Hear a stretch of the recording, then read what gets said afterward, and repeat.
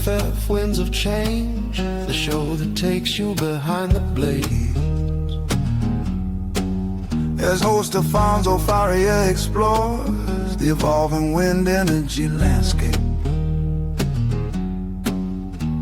With decades of experience in management supervision and quality assurance, he leads insightful discussions on the changes shaping our industry. We invite you to listen, learn, and join the conversation. Hi guys, welcome back to AFF Winds of Change, our podcast, AFF Wind Services.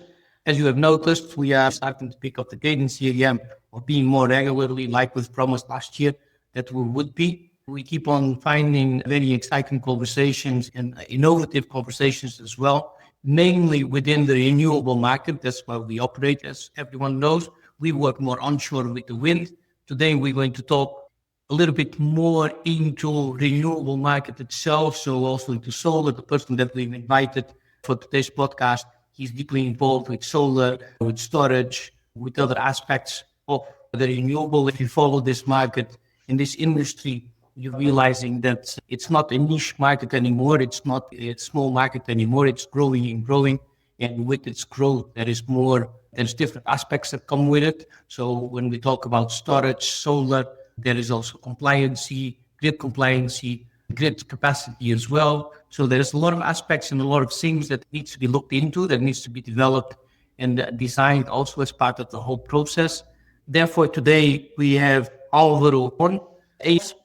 Álvaro has been working quite some time now, decades within the industry. He's been very successful with supporting and sharing knowledge to other companies, investors, developers, other players within Europe and other markets that are growing and emerging. Very much excited to talk with Álvaro and explore this growth in this market that is becoming more and more of a need. Especially nowadays, we are seeing the changes in the climate. We are seeing the impact in the changes of the climate. Therefore, we need to do something. We need to be more proactive. Let's welcome Álvaro. Álvaro, welcome to AFF Winds of Change. Very glad to be here and excited. Hi, Álvaro. I don't know if it's me or if you can realize that your microphone seems to be quite low volume. Now it's better. Now it's a lot better, yes. Okay, fantastic. Álvaro, welcome to the podcast. ASB Renewables. Tell us a little bit about ASB, what it is it that you stand for, what is it that you do, and what is your vision? Just briefly, we'll go more deep into it. From AFF Renewables, we have been working on the space of different technologies with the idea of being an advisory firm in Southern Europe and emerging markets with a certain focus in Africa in two main technologies, solar and storage, and with three main business verticals, which are mainly the long-term financing structure with focus on EPA structuring, long-term finance, both for C&I, so commercial and industrial, and also utility scale. And then we also work on advisory for transaction. We are currently seeing a lot of progress on the renewable market. There are a lot of players that are getting into new markets, selling or rotating assets so that they can have a better return on the investment. And this is something we actively take part of by participating with multiple developers and PP companies. On that space, we work through and try to navigate through these uncertain times we're all going through, especially flexibility markets, capacity markets, and everything related to the new business model that are emerging, right? And so, I think we can discuss based on that on many different aspects, since a lot of the debate is going through many of those areas. Now, what would you say has been the biggest shift over the last years? Because there has been a shift in the industry. When we take the period of last 10, 15 years, perhaps, what would you say has been the biggest shift within the renewable? That is no connecting to what you said at the beginning, and I totally agree that solar and battery storage is no longer a niche, but it's more like becoming little by little, let's say, a mainstream market. I do come from the wind industry, so I have been feeling all this massive change on a significant, quite a short period of time, to be honest. I totally agree that one of the main factors driving this on the one side is the fundamentals. So basically the KPIs, right? If we take into account the LCOE on the technological level, we get into the conclusion that at the end of the day, solar and battery all combined or even solar by itself is becoming the most competitive energy source. The reality is that prices have been dropping dramatically, as you can see on price of models that have even been under 10 cents. And the reality shows that it's no longer a matter of whether you are investing or not on energy transition. It's more a matter of energy reliability and the payback of a certain investment when you are investing working with solar or battery storage. So would you say that the investors are a little bit more selective now and a little bit more careful before they actually go into an investment, before they actually go into a project? Yeah, well, the thing exactly is that at the end of the day, the fundamentals of the Moises model makes it a very clear decision when it says, okay, I'm going to invest this and within a reasonable investment. But it's also true that the massive deployment of solar in a short period of time has made it also quite a risky investment in some parts, especially in markets where the penetration has been so high that on the pricing aspect, the return is not so clear anymore. So answering basically to the question, it can be a more selective type of investment compared to what we used to see 5 years ago. Talking a little bit into the Iberian market, Spain and Portugal, the solar growth has been enormous. It's at least Portugal, and as I'm traveling through Spain every now and then, it's becoming more and more of a predominance within the renewable. Is there anything that we, Spain, Portugal, are doing different than the rest of Europe? Or is it different kind of approaching the renewable? Of course, we have the sun, but other countries have the sun as well. We're in a lucky position of both Portugal and Spain. I always like to refer as Iberia because at the end, it makes sense not only from a geographical perspective, but also from a solar radiation perspective. If you draw a map of Europe, and you try to get a satellite view, the first thing that draws your attention is that there is a sort of border which is very clearly visible in terms of the presence of solar radiation compared to the rest of Europe. That makes it quite a unique market. It's the level of interconnection to the rest of Europe still very limited. But the outcome of this is we are following a different dynamic compared to the rest of Europe. That can get a very interesting investment case from someone that is looking for a particular solar market. Also have some challenges as well, but yes, totally. It follows a very different pattern compared to other markets, both Spain and Portugal. I think grid-wise, we are pretty much interlinked between the two countries. So we are one Iberia grid connection. I don't think that the grid connection towards the rest of Europe or even a potential connection towards North Africa is there yet. And that could be quite potential growth, actually, we could make that happen. At the end, we're talking about a common market, but if you take the level of interconnection both to France and to Northern Africa, that would completely make sense. We are still under 5% of the level of interconnection. The immediate consequence of that is clear, which is we keep deploying solar massively. We are following some targets for 2030 as part of National Renewable Master Plan, both in Spain and Portugal. And at the end of the day, we're basically getting into a certain problem, which is the more solar we get and the constraint on the interconnection side makes it difficult to match the supply and the demand. And exactly as you mentioned, that would be an ideal scenario so that we can supply the rest of Europe with our very competitive solar source. But unfortunately, we are not yet there. Is it political maybe? Because if I look into Portugal's renewable energy demand towards factories, especially factories in Portugal, they are being limited or they get penalties if they are not going into a renewable transition. And then every year they are measured. If they don't meet the targets, unfortunately, they do get fines for that. So I wonder how much political there is behind it that's growing further and making this a little bit further. Could be. I would tend to agree on that because it's clear that although we tend to talk about a European energy policy, and we definitely see things like the Net Zero European Act and other decarbonization policies at the EU level, but the reality is each country is following a different policy making at a very high level. And that shows that, for example, for a country like France, the massive deployment of Iberian solar with the more competitive LCOE would definitely threaten somehow the position of their own industry, which at the end we all know is based on nuclear, right? So I totally feel that somehow, well, not everything, but the political factor is something to be considered necessarily because it's a matter of a national priority in some cases. And the other thing to be considered as well is, of course, it's the level of investment required for this interconnection to be deployed. That's another topic that would probably take extra commitments on the budget expenditure. And we all know we are in a situation where that's not very easy. Would you say that one of the biggest challenges, maybe areas that are not looked too much or not enough into it when going into international markets? So, for example, if an international customer goes into the Spanish market, Spain is, and correct me if I'm wrong, but Spain is, although it's a very big country, it has one common law, but it has a lot of regional laws also, and a lot of different ways of behaving and of accepting things. Would you say that an international developer needs to take that very hard into consideration when they come into the market and invest? Yeah, well, I think that the complexity of the regulatory aspect is something that always needs to be pointed out. I've been lucky that all through my experience, I've been working with a lot of international investors looking to get into Spain. I even work with many German companies and did all the setup of the holding structure within the Spanish market.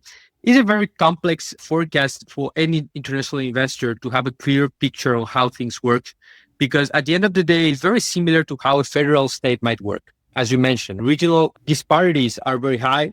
It's very different on the business level to create a company or even to operate in Madrid, for example, compared to what happens in the south or compared to what happens in Catalonia, to show an example. That's not necessarily bad, because we all know that competition between regions can also somehow attract and enforce the design of more incentive policies. But from the perspective of an investor, it takes time. It takes time to get used to it. And we all know that simplicity and streamlining the process is always better for attracting investors. Yeah. I certainly agree that having that competitiveness between regions is actually healthy, especially for the local communities, because that helps one region to be more competitive than the other one and develop each other a little bit better. Which brings me to the next point. With the development and the growth that we have seen, how do you foresee the impact within local communities? How are we actually reaching out to the local communities and supporting them, also supporting them with all the investments that is being made? I think definitely that's one of the key topics, Afonso. I'm glad you are raising this issue, because we tend to talk a lot about the energy transition. And for example, now you see a lot of posts on social media and in general on the news saying that by far the Iberian market is the one suffering the least impact in terms of the diesel crisis and the energy crisis we're seeing on the Hormuz Strait. But the reality is that on the day-to-day activity, what is really impactful is how the local communities perceive this impact on their bills, on their activities, on their job creation. I think one of the challenges on renewable transition is basically involving communities much more. Now there is a general movement all through Europe, especially in solar. There are a lot of challenges coming from a rejection of certain projects as a result of the visual impact, environmental impact, and totally the fact that the communities don't feel necessarily involved in the project. I think the developers really need to go further on developing community engagement programs. For example, some very interesting initiatives on different platforms on crowds by letting the communities participate on the project equity actively. That's very interesting. But I think also it's a matter of communication. When you get into the ground, you get them involved, you co-participate in the initiatives, you are definitely going to get more endorsements on the community level. I think that's definitely something that is yet to be improved somehow. I fully agree with that, especially when it comes to going back home into Portugal nowadays, when we see a lot of solar wind farms coming up, and I have the conversation when private investors would like to go into solar as well because they have the land. But I don't think that the bridge is made yet where a private investor could maybe reach out to someone with crowdfunding, with supporting, with investors or whatever, but somehow integrate more of the local communities if they have land, if they have space that they would like to invest in, be part of the investment. That should be part of the development of any program, any project. And that's something that I am not seeing, at least not hearing yet, but it could be interesting actually if we could somehow support that. Because all of a sudden, instead of having land that you need to purchase or land that you need to rent, you have that land available and it helps everyone. Yeah, exactly. Just as an example, in Galicia, talking about wind, we have seen more than 3 years without any new license approved for wind projects. And one of the reasons was basically the one you mentioned, which is the total refusal for the local town councils to get the licenses for those projects. And as a result, there was a ban on new wind farm development, which was I'm a bit concerned because I think that there is massive opportunity in terms of economical impact and job creation as a result of this. But as you mentioned, it's a matter of getting them involved on this and reaching out to them on a more transparent way, probably. What would you say is the biggest challenge and what's the biggest opportunity with the growth? And then not just focusing on solar, because I think that we need to go a little bit further and we need to develop where we have perhaps even all three. So storage, solar, and wind, what would be the biggest challenge, but also what would be the biggest opportunity if somehow we could look into that within the next 10 years as a future development? I think that the more balanced approach is probably keeping a sort of agnostic view on the technological level. No, I never believe someone that is strongly endorsing a certain technology versus another, because I think the right approach at the end is having a more balanced view on how this sort of technology is going to benefit the final customer and the off-taker, which I think the main player in here.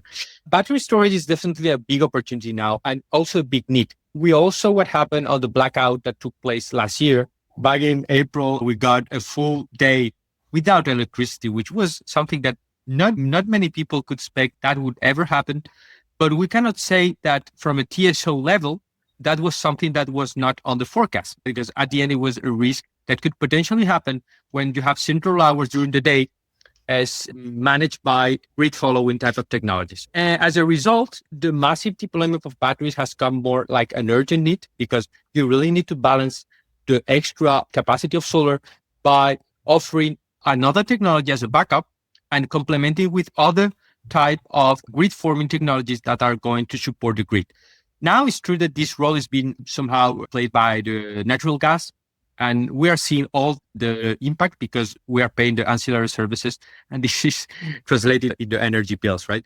But this is what shall be happening is the roadmap of storage reaching more than 20 gigas. This is what we find on the National Renewable Master Plan, the PNIEC. But it's also from the investor side, everyone is willing to connect to battery storage, either through colocation, to standalone batteries. We are seeing now also big appetite for standalone projects on different development stages on that side. And also wind, I think we shouldn't forget the part of the cake played by wind. Industrially, wind is the backbone of the renewable segment in Iberia. We have very powerful and strong companies on the space. And it also plays a role when balancing the curtailment on solar and matching a more mixed profile. So I think at the end, a combination of all of them is necessary to go through a more stable energy transition. Especially the batteries and the blackout that you've mentioned that we had last year. Of course, now everyone is maybe a little bit more prepared, but it doesn't change the fact that it might happen, especially with all the grid needs nowadays. The more electrical needs that we have with the electrical vehicles, with all of the growth that we are seeing, I wouldn't be surprised if in the summer, especially south of Portugal, when everyone is charging and so on, that the grid simply cannot handle this. When we look back maybe more than 10 years ago, the biggest challenge within the renewable was to be able to produce reactive power so that the factories' engines could actually run on reactive power if it need. I think now we have another need as well. We have the need, of course, to maintain the reactive power, but there is a need also to have that capacity, to have a stable grid that can supply it all day and all night, which brings me not only to the gas, but to the hydro plants. The hydro plant is something that somehow is being left behind a little bit, which is a shame, especially for countries like Spain and Portugal, where we have a lot of capacity. And we have a lot of strategic points where we could have that coming as well. And it is part of renewables. It is a renewable energy. I don't know if you have some thoughts about that you want to share. It's for some reason, they tend to forget that hydro is definitely a very important renewable generation source as well. And it has been here for a longer period of time. It's also important to point out this because now we are seeing the disruption of solar, but let's be reminded that the track record of hydro is very long in the time period and very effective when it comes to the generation mix. My views on this is that if we see the recent track record on hydro and the impact on the pricing is very clear. For example, on Q1 this year, on the Iberian market, a massive, unusual, let's call it that way, hydro resource because of the result of a very high rainy period or more higher frequency, let's say, especially in some regions. And for example, the day ahead market was very much impacted by that because in a period where naturally there is less solar, there's wind, of course, but there's also natural gas. We got very low prices. We had prices that were under 20 euro per megawatt hour. What was the immediate consequence? It was like the weight of hydro tend to be forgotten, but it's very relevant. And it's also very relevant when you come to compare to creating a model where the generation by itself can be sustained on a renewable source. And there, a hydro will definitely need to play a very important role as a storage. Yes. That's something that we definitely need to look into. Anything that you would wish to change to make this improvement, to make this growth even better. I mean, of course, nobody has the crystal ball to figure out what should be the ideal scenario, right? But from my view, at least, what I would think is very important is to somehow streamline the permitting process, which is something that is very clear on the view of outsiders, someone that is willing to streamline the renewable penetration. But it's not so clear from the perspective of the actors that are involved in this process, right? For example, the battery deployment is very critical on that, because if you're aware about the current spreads on the day ahead and your possibility to somehow get the maximum out of it on the next few years, essentially the next 3-4 years, there is a window of opportunity. So it doesn't make too much sense to spend 3 years, 4 years on a permitting of a battery standalone or even a co-location, when the spread is definitely an opportunity that is not going to be forever.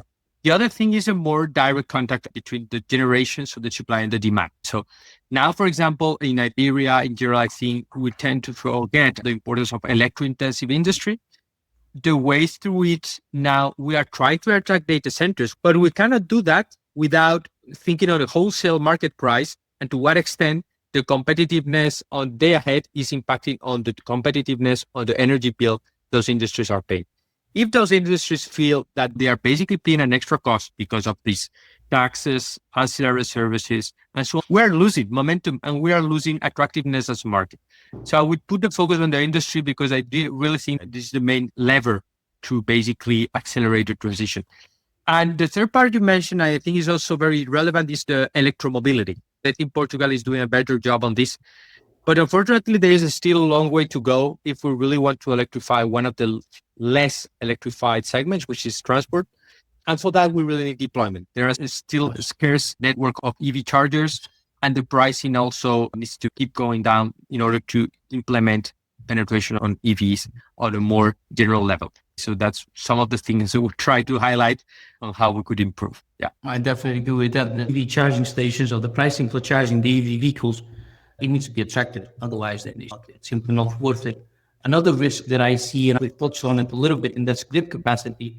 With the amount of charging stations that we are seeing, for example, I live in a small city, and we have now the third one being built, charging station, and we don't have the grid capacity for that. So that's something that as an investor you need to look into, is will it be able to handle a full peak season when everyone is using that and consuming? Maybe that is then when the batteries really need to come into place, but that's not in place yet. So it's ongoing, right? It's a growing.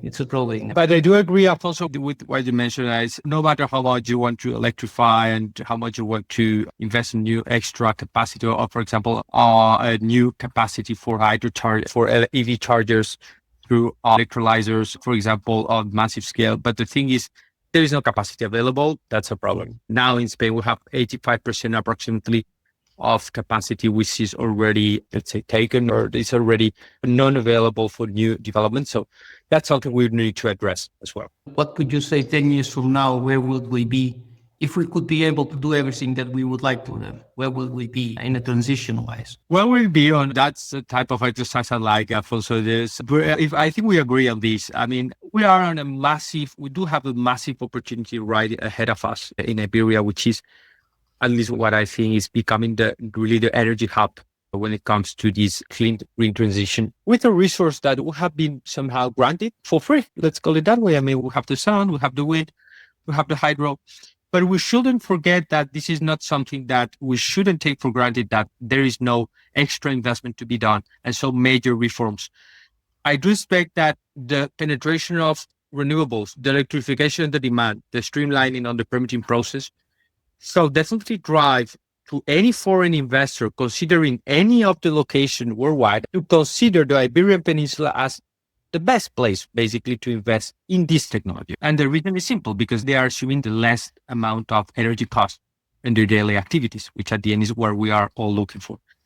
This is the right direction, and this is ideally where I would see ourselves in 10-year period. I have a deep appreciation for how Spain deals with economic growth of the country itself, and how Spain deals with all the developments and the industry developments.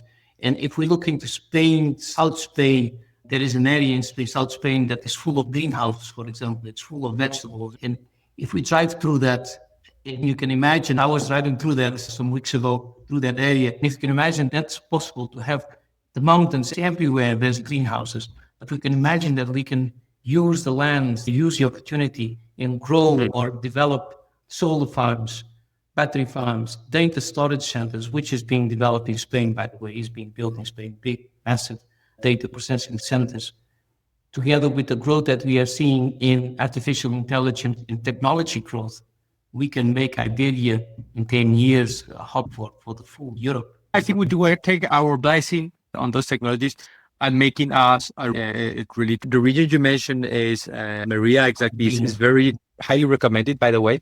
It's one of the few places that you could see from the NASA spatial station. Human constructions, which I think it's totally surprising, but it's not that surprising once you get there and you see the greenhouses one close to each other. It's a beautiful area, and if you then go a little bit more north from Almeria and you drive north, then you go to Granada area, and that is actually where the Western movies from Hollywood have been filmed. It's in the desert and that desert area. Some people don't realize that Spain is actually the Western that we see in Hollywood movies. That area, at least, is where we see it. So it is amazing. Like I said, I have a deep appreciation for Spain itself, the country, and the way that Spain develops itself and grows further. To close off, last thoughts, let's talk about what would you recommend to developers, investors for the future, looking at the future at the moment, with your knowledge now, with what you are doing now? I think that the best way to operate now is having a roadmap, but at the same time being to shift and to be flexible within this roadmap. I think the period of having 10-year forecast was great and definitely allowed some very massive growth, especially in segments like solar and wind. But now we're entering into a very different business model where the technology is no longer commoditized. It requires active involvement. It requires active decision making. And what I would highly recommend is getting highly involved in this process, getting the forecast, but at the same time, allocating the risk exposure to different technologies, different markets, and having a clear view on if things change, you shall be able to change along with that. So that's how I can view the situation, the business, and how I would recommend anyone willing to operate. And it's basically how we try to work with our clients from ASB Renewables. Thank you very much, Afonso. So there you have it, guys. Again, a wonderful conversation, a good insight on how the energy is growing, how the renewable market is growing, but more important, how this transition is happening. It's moving fast. The sector, the industry is moving fast, looking into the future, looking into what it is that we need towards renewable energy, solar, wind, hydro plants, gas, storage. Storage is a big player that needs to be developed a little bit further. It needs to be thought about a little bit further. But as you can hear, there is a lot of things that need to be taken into consideration. There are a lot of opportunities also. There's a lot of aspects that when you are investing, you need to take into account, that you need to be able to shift. I wouldn't say shift your goal, but shift with the changes and shift with the challenges that you meet along the way. And it's a little bit like a wind turbine. The wind turbine is moving around and finding that wind and moving as the wind moves, turning as the wind turns as well. And that's also a little bit how we need to approach, I believe, anything in life, especially this growth, this transition growth. We need to be able to have our goal, know where we are going, but be willing to change as well and to move direction if we need to move direction, because that's where the circumstances brings us to. Going back into what we are seeing nowadays, there's a lot of potential, there's a lot of things that is happening, but the grid needs to be able to handle it. And the grid connection between countries, so that we are not operating on islands, grid islands, that needs to change as well. It's okay to develop, it's okay to explore and to export and to have more capacity, to have more energy. We need to consume more energy. There is more and more needs for consuming energy, but we need to be able to bring that from the solar plant into the household. And last note, we need to be able to involve local communities. We need to be able to, with the investments, have also investment in place and growth in place for the local communities. If we don't have the local communities behind us, if we don't have the support from the locals, then none of this makes sense and none of this will happen.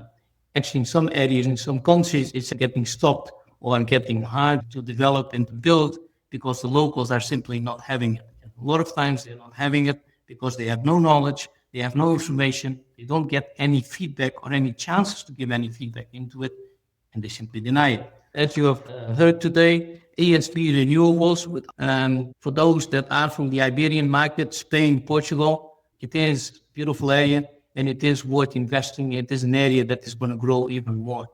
Guys, for me, that's all for today. I'll see you next time on the next podcast, AFF Winds of Change. Don't forget to follow. Don't forget to put that like. Reach out if you have any comments. Reach out if you would like to share your opinion. We are open to talk about any topics. For me, that's it. Take care.